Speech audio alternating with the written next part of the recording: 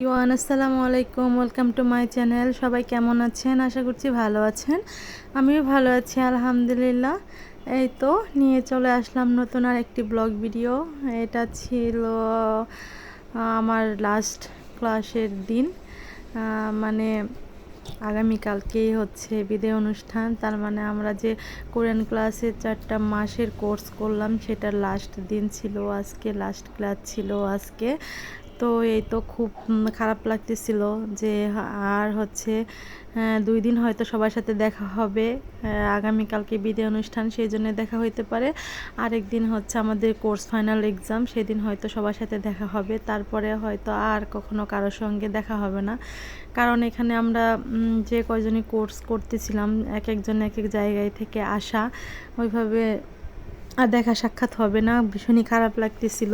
বিশেষ করে Korean teacher যে আমাদের আছে, ওনাকে খুব বেশি মিস করব। উনি বাহিরের বিদেশি একজন মানুষ, উনি এতটা আন্তরিক, মানে সেটা বলে প্রকাশ করার মতো না।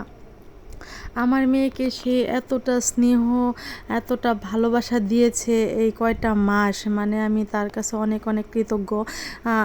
যদি টিচার, 2টা টিচার আমাদের, একটা আমাদের বাংলাদেশি আর একটা হচ্ছে আমাদের কোরিয়ান, ওনারা 2জন যদি আমার মেয়েকে ক্লাসে নিয়ে যাওয়ার জন্য সাপোর্ট না করতো কিংবা অ্যালাউ না করতো, হয়তো বা এই কোর্সটা আমার করা হতো না। তো আমি সারা জীবন ওনাদের কাছে কৃতজ্ঞ থাকবো আমাকে এই সুযোগ সুবিধাটা করে দেওয়ার জন্য। আগামীকালকেও বিদায় অনুষ্ঠানে আমরা কি করি না করি সেটা অবশ্যই আপনাদের সঙ্গে শেয়ার করব। এই তো আমরা সবাই ক্লাস শেষ হওয়ার পরে খুব হাসি খুশি মুড নিয়ে রুমটা অনেক সুন্দর করে সাজাচ্ছিলাম। মানে সবাই খুব মানে হেল্পফুল ছিল, সবাই মিলেমিশে আমরা রুমটা অনেক সুন্দর করে সাজিয়েছিলাম। কালকে যেহেতু আমাদের বিদায় অনুষ্ঠান, সেই জন্য আমরা আজকেই রুম টুম সব ক্লিন করে রাখবো। আমাদের সঙ্গে আমাদের কোরিয়ান যে টিচার, উনিও কিন্তু বেলুন ফুলিয়ে দিয়েছে, আমাদের হেল্প করেছে।